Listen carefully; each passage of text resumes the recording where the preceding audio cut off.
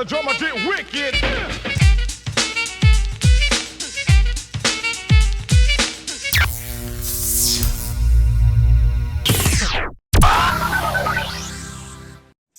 I've got a friend who's outgoing and another who's shy. One that lives in Phoenix where the weather is dry. One who's got a parrot that he keeps in the cage. And one that cleans floors for minimum wage. We have how many sentences here? 1, 2, 3, 4. Do you like this? I have a friend. The friend is outgoing. I have another friend. The friend is shy. Do you like this style of writing? No? Why not? Okay, so do you want, we need something that's the connection you think she's talking about? We could combine them, connect them a little bit. And what about these adjectives? Do they have to go after the verb? So I have an outgoing, like the shrinking and linking, I have an outgoing friend. Anybody have an idea how we could combine them?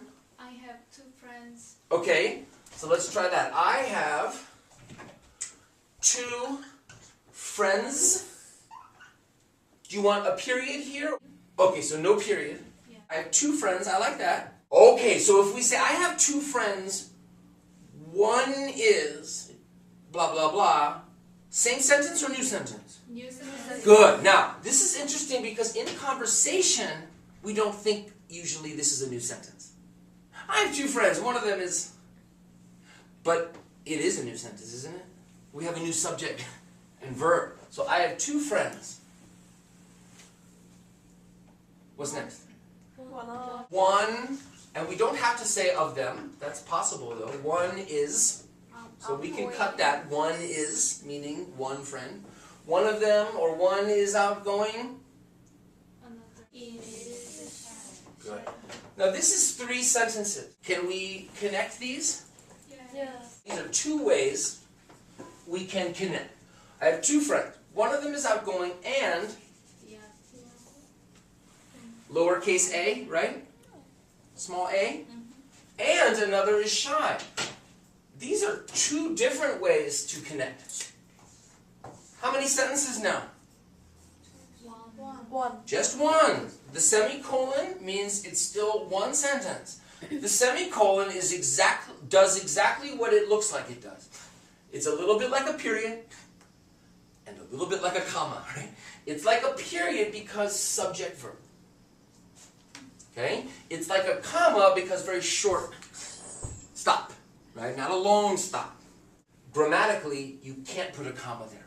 If you do that, that's wrong. Trying to connect 2 sentences with a comma instead of breaking them with a period or a semicolon, or another way,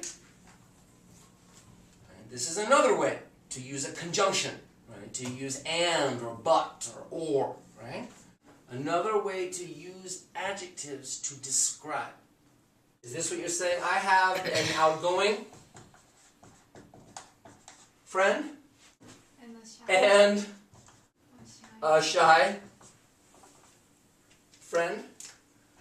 What's another way? I have a friend who is shy. There it is. Did you hear that? Yeah. I have a friend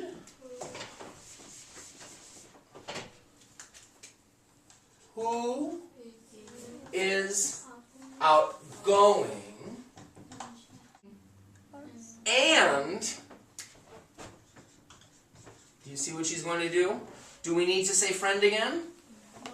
Remember the other word we had? What was that? Another. I have a friend who's outgoing and Another. another, meaning another friend, right? But we don't have to say, we could say and another friend, but we can cut that. This can be our subject. What's next? Yeah. Who is shy? In English, is this common? So common, right? It's everywhere. Right? It's impossible to speak and write, especially write, without these. Right? You really need these in your writing. Only who? One more. That. An adjective clause and a relative clause are the same thing, but I like this one better because it helps students remember the function, right? What does this do? This functions like an adjective, right? This describes the noun, right? So where does it come? Far away from the noun? No. Directly after. Who and that. These are called relative pronouns. The original sentence is really the friend, subject, is outgoing, okay? So that's a subject. When we have a subject, we can use who or that with people. And we use both all the time. You know, so I've got a friend that lives in San Francisco. I've got a friend who lives in San Francisco. How about things? An MP3 player doesn't work. Or is broken now, right? Who? Can we say an MP3 player who? No. No. An MP3 player which or that. What goes here? Oh, whose. We could just say my cousin's what? Name. My cousin's name is Nick. Do you agree? Yeah. Yeah, they're the same. But you notice when you write, if you don't use these, the language sounds a little bit the same all the time. And when you use these, it really makes it sound like more natural English. So we have whose, we have who, we have that, we have which. Any more? Whom. Do you have an example with whom? I have a cousin I saw yesterday, last week. You are the author of this sentence. Last week. Is that the only choice? No. No. Who, that, or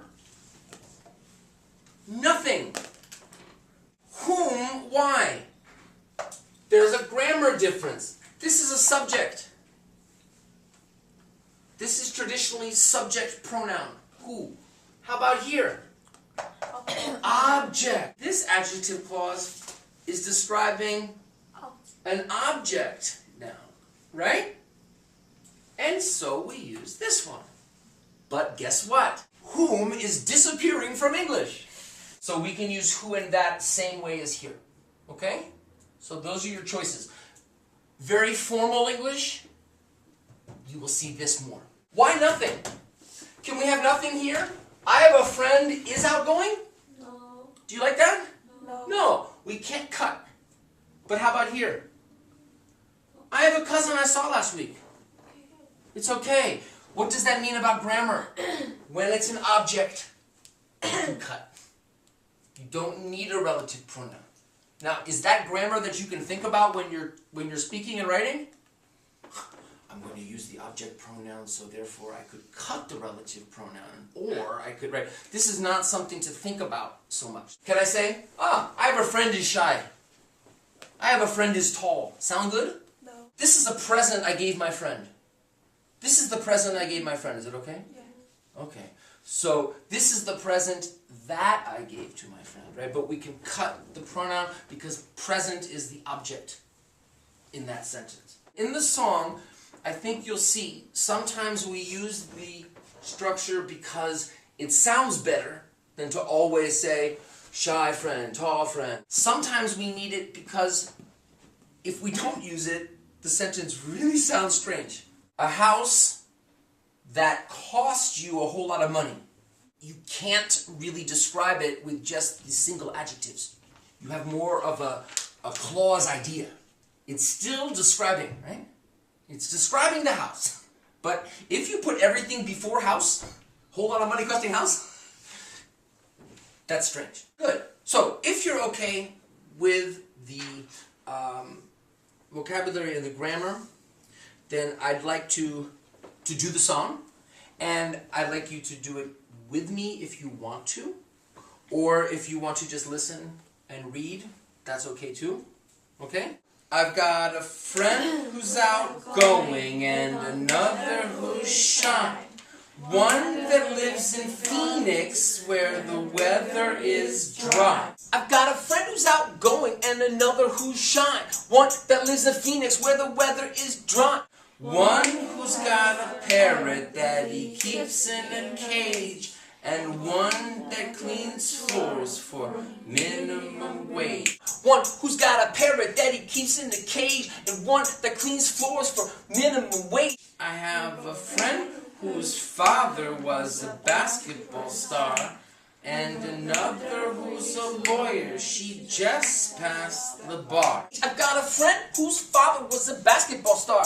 And another who's a lawyer, she just passed the bar. I know a guy who drinks beer that he brews at home, and a woman that studies and lives in Rome. I know a guy who drinks beer that he brews at home, and a woman that studies and lives in Rome. This is a poem about the adjective clause.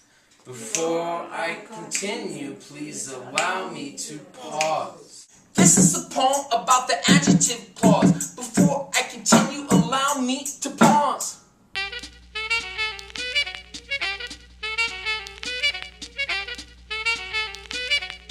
Hear the drummer get wicked.